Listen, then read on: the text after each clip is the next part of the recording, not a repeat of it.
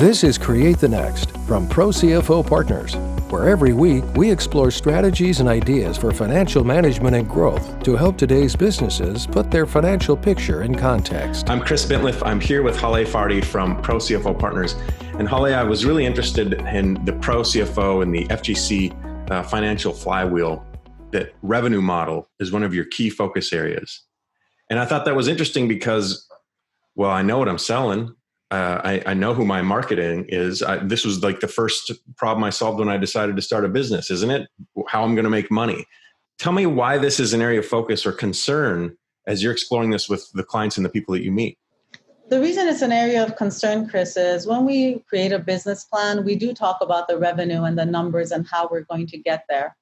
But what we're finding more often than not is people have a plan, well, this is what we're going to do, but they don't talk about the path to that plan. They don't really take it and dissect it and then reassess it on a monthly basis. They report on it on a monthly basis. They don't reevaluate it on a monthly or quarterly basis, which is what they really need to do.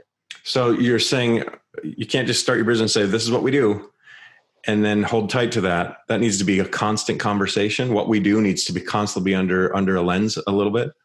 It does. And as a role of a CFO, looking at our financial or historic performance to budget and to goal has been the way we've looked at it.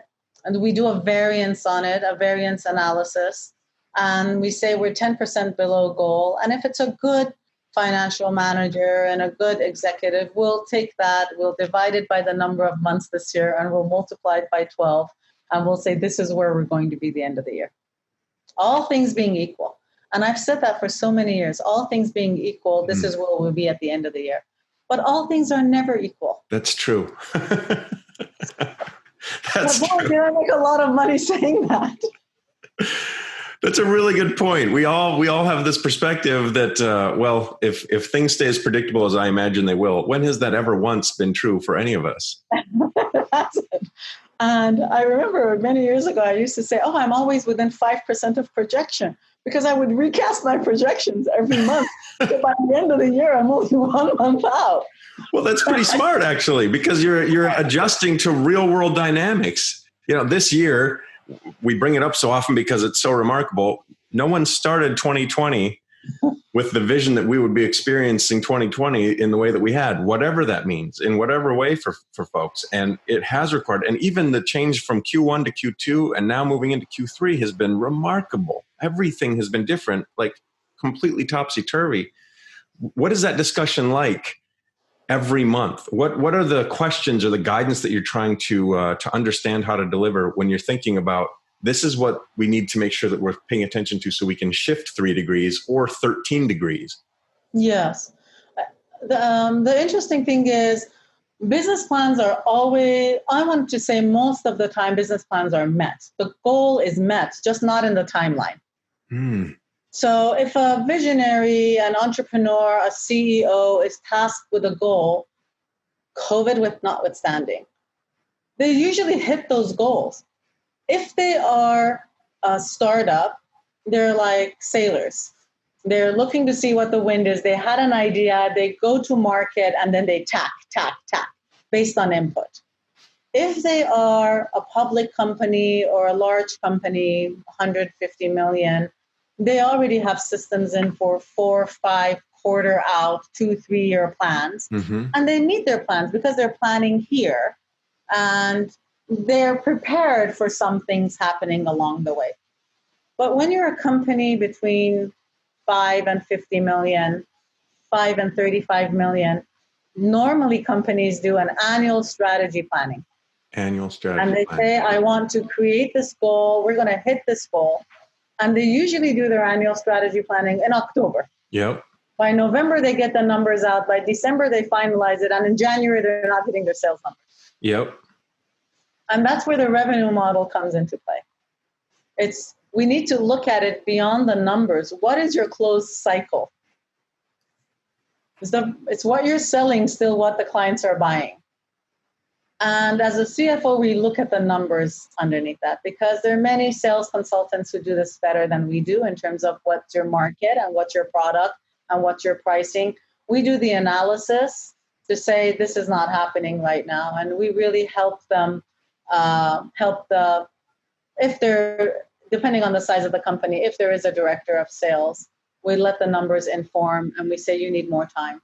The January numbers are not going to happen. You can't always hockey stick to hit your goals. We need to start the planning 3 quarters earlier. Is that a quick fix? I mean, once you say, look, you're going to need more time, do you build that into the system to say forever now, we need to start thinking about this with longer trajectory? Or are there lessons to be learned that once learned, you can still kind of compartmentalize that window of time to be as short as you would like it to be?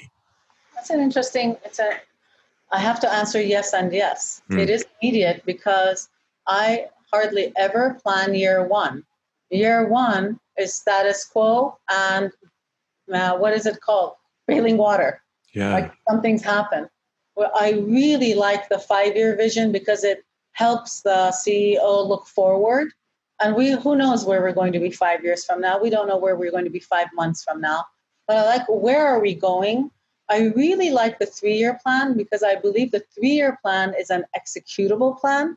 It gives us enough time to be prepared to hit that 3-year number. And I really like a 1-year plan because a 1-year plan makes sure we have the resources to stay afloat or to hit our current numeric targets.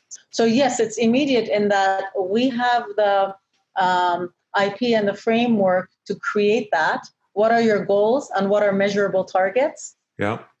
And then we go from that measurable targets, we create a strategic map out of that, and the revenue model is where that sits. How do you create some accountability around that, like a 3-year or a 5-year goal? It's so easy, I have found. And especially, I love your analogy with the sailors.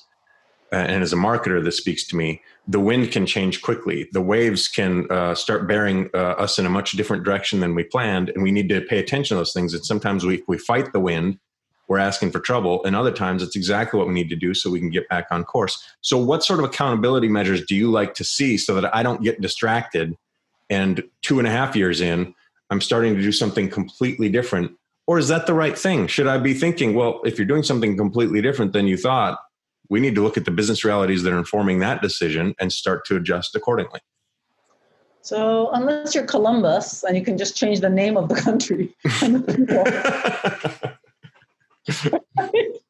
You can't change plans, right? You can change what you discovered and call it India, But or let's talk about sailing and analogies. If you're going to Hawaii, it's the only island in the middle of the ocean, or one of the Hawaii 5 islands or whatnot. You can't change course very much as you went there. You're going to be in the middle of nowhere. Yes. So I like the 5-year, 3-year plan because that's where we're going today. If something drastic happens, and I usually don't listen, like today's news, right? It's all the closings. It's drastic.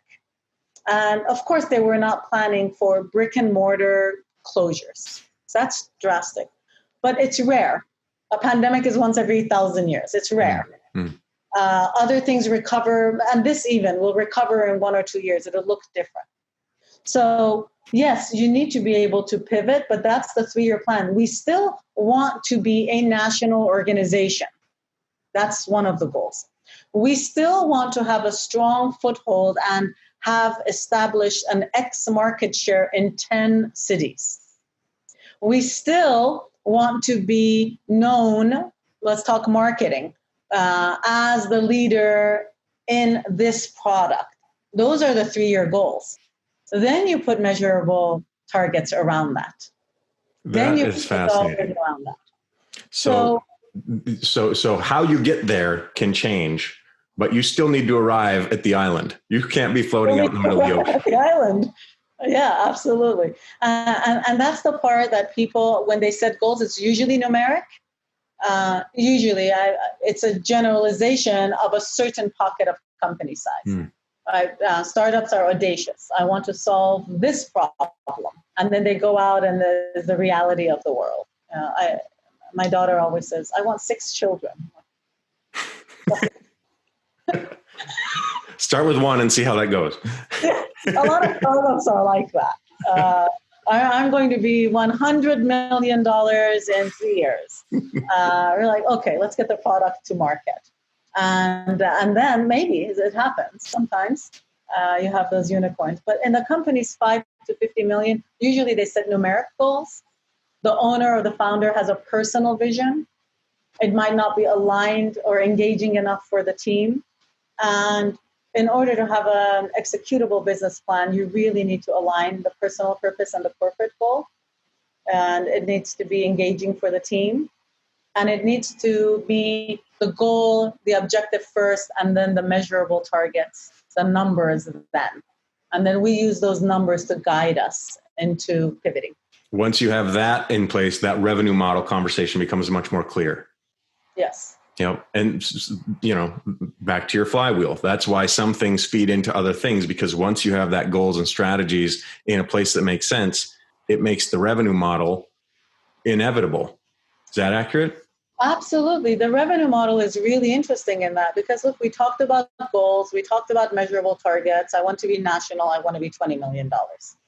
And now we're going to talk about the revenue market. Well, if you don't look at that every quarter, not every year, I'm not saying change it every quarter, but look at it every quarter, you may have a product the market no longer wants. You really need to reassess your revenue model. You need to look at, the problem I'm solving still there? Is the solution I'm offering still the solution they want? Then I'm going to look at my revenue model in terms of timeline. Are they still making the decision in the same timeline? Because that's where the numbers change. If people are just taking longer to decide because they're all waiting and seeing what happens.